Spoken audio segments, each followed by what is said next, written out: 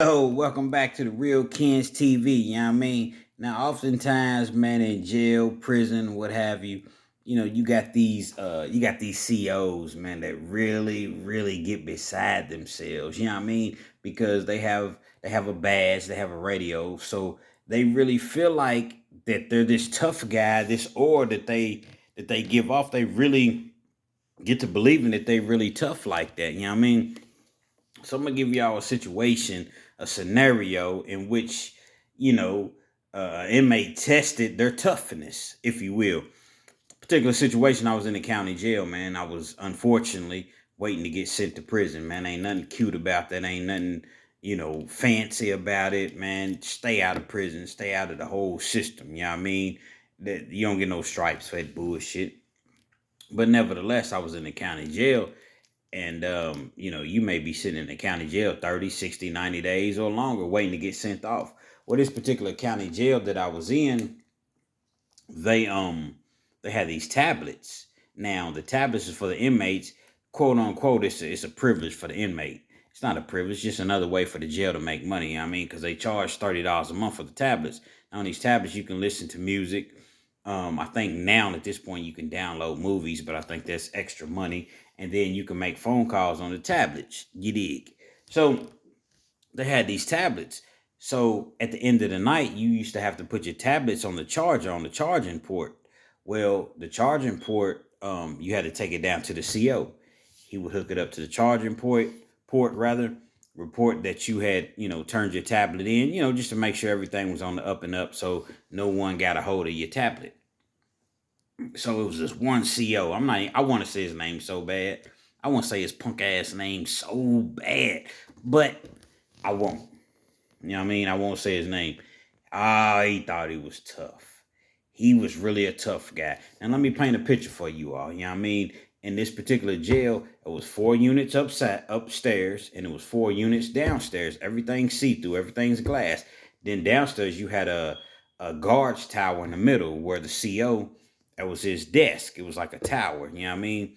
So you had 10 to 12 people in each unit. You see what I'm saying? So you got 4 upstairs, you got 4 downstairs, and in each individual unit you had 10 to 12 people. But being that everything was glass, you can see everything that's going on. So one dude, man, he was just, man, put you on lockdown any opportunity he got. He take the phones, he'd take your visitation if he could. He'd take all the board games, the chessboard, the dominoes, anything that he could take, any reason that he could make it worse on the inmates, he would. Then he always got something to slick to say when you ask him something or you talk to him. So one particular day he had gotten into it with a dude. I wasn't there per se, so I don't know exactly what they got into it about. But the dude was like, "Yeah, I'm gonna get you. I'm gonna get you, bitch. I'm gonna get you," is what he was saying to the CO. So the CO was like, "Oh, well, you can get me right now. I take my badge off, I take my uniform off, and we can get it right now." So, nobody falls for that because, there's cameras everywhere. So as soon as I'm sorry, I'm trying to uh crack my water, you know what I mean? Because I'm free now, so I can drink water whenever I want to. It's same water you see me drinking, man, they charge $4 in the penitentiary. But nevertheless, um, so he's talking crazy to the inmate. They going back and forth or whatever. So the inmate promises him, "I'm gonna get you. If it's the last thing I do, I'm gonna get you." So the CO, yeah, whatever, tough guy, whatever, blase, blase. Well, the jail came through. One thing about jail, they always changing the rules. So things may be today, but tomorrow, somebody will come through and be like, "Well, I think we should do this, and I think we should do that." So they'll come through and change things up.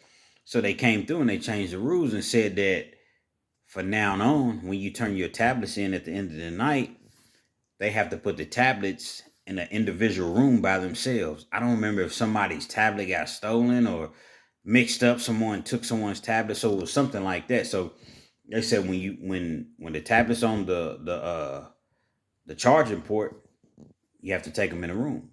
So it's particular time, man. Everybody turns their tablets in. So the CO, it was this one particular CO that thought he was tough.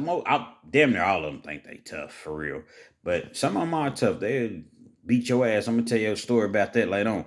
But the majority of them think they tough and they not. So you got to walk in this room, give him your tablet. He writes it down or whatever, puts it on the charging port. This one particular CO that thought he was tough, he's in a room. The dude that he got into it with didn't even have a tablet, but he sees that the CO is in the room by himself. So he slides in the room. Once he slides in the room, now it's just him and it's just the inmate. Now the inmate knows that he only has a certain amount of time because the punk ass CO, they keep a radio right here. That's they weapon. They got a big ass can of mace, like, look like a fire extinguisher that they carry on the hip, and they got these handcuffs. But they major weapon is that radio right there. So soon as something happens, they can hit that red panic button. You see what I'm saying? They do all that talking shit, this and that. But then when it's really, really time for it to go down, they're gonna hit that panic button. Like some biatch. You know what I'm saying? That's how they act, man. You know what I'm saying? Not all of them. Again, I know some COs that's cool. They just there to get their money, do their job, and go home, man. They ain't trying to make nobody's time hard. They're not trying to do none of that. But I'm talking about the COs that really, really, really think that they tough, man. You know what I'm saying? The wise guys, if you will. So, dude slides in the room on him. Now, I'm not there. He's just, I'm imagining some things. Then he's telling us a story because I ended up talking to the dude. So, yo, what's up, big boy? He was talking all that shit. Bop, bop, bop, bop, bop. Just took off on him, man. You know what I'm saying? Probably hit him with like a 15 piece, man. He said that CO, man, was reaching for his his radio, man. You know what I'm saying? He stomps him all the way out. I'm just stomps him out. You know what I'm saying? Now you don't hurt him bad to where he's unconscious or anything like that. But I'm just simply saying I don't advocate no violence, man. And this shit is funny to me though, because you all would have to been there and seen how this guy acted. Would turn the phones off, turn the TVs off, cut your wreck short. You wouldn't be able to do nothing simply because he could. He would do it simply because he could. So all you bozos is going to say, well, stay out of prison. Say, well, that's obvious, man. Stay out of prison, man. But things happen, man. But just because you're in prison, jail, or whatever, just because you're in a position of power, don't mean that you can just sit there and treat a person any sort of way simply because you can, because that shit comes back on you, man. You know what I mean? Just think, man, these guys ain't in jail forever. These guys ain't in prison forever. So what happens when they see you out here on these streets, man? Then what? Now it's a whole lot. I was just doing my job. You wasn't just doing your job, man. You was really trying to, do the most while you was in there. But nevertheless, man, he beat that dude, man, and beat him. And everybody laughed, man, because he came back it was crazy because when he came back to work, he didn't even take like 2 or 3 weeks off. He came back he was a super cop. So he came back wannabe cop. You're a CO. Most time you can't be a cop anyway, you know what I mean? So the next best thing is to go be a correction officer. So he came back to work, man. Both his eyes was blacked. You know what I'm saying? His lip was cut. And it's just like, all of that could have been avoided. Just do your job, dude. All you got to do is just do your job. You ain't got to treat people any sort of way just because you feel like you can, man. You in a position of power. Because, see, the thing about being locked up, they're going to back you. They're going to back you, man. Seen one CO, man, I don't want to get too far off. She called one dude a bitch. He wasn't even talking to her. He was arguing with somebody else.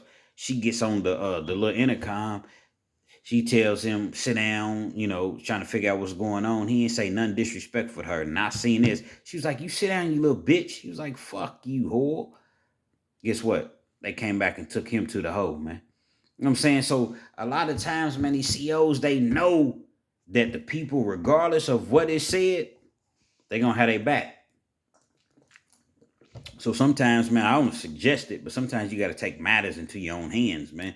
But all it's going to do is just make your time harder and get you more time in certain situations. So it's best to just let it go. Let them try to be tough. They think they tough. They geeks. They nerds. They ain't had no girls in high school, man. They didn't never make the basketball team or the football team or no team. They just geeks. You know what I'm saying? So now they in a position where they feel like my word is law. Let them make their little $18 an hour or whatever. You know what I'm saying? my point is this, man. Treat people fairly, man. Don't treat a person any type of way just because they're in a situation that may not be the best situation, and you're in your eyes you're up here and they're down here, because in all actuality they're not. Because what happens when that same person sees you out on the streets and you with your kids, man? So now they up here and you may be down here. I don't advise nobody doing nothing to nobody on the streets or inside, especially when they with their kids, but I'm just using this as an example to show, just treat people fairly. Do your job and go on, man. You ain't got to be no jerk because you a CO in jail, man. You grow up wanting to be a CO. Did you grow up saying, you know what, I want to be a correction officer, man? That's what I want to do. I want to be a correction officer, man. Because the truth, be told, man, you ain't got to have nothing but a GED to be a motherfucking correction officer, man. It's just me keeping it all the way real, man. And again, ain't nothing wrong with being a correction officer. I just have a problem with the ones that overbearing, and they abuse their authority. Period. Whether you white, black, whatever.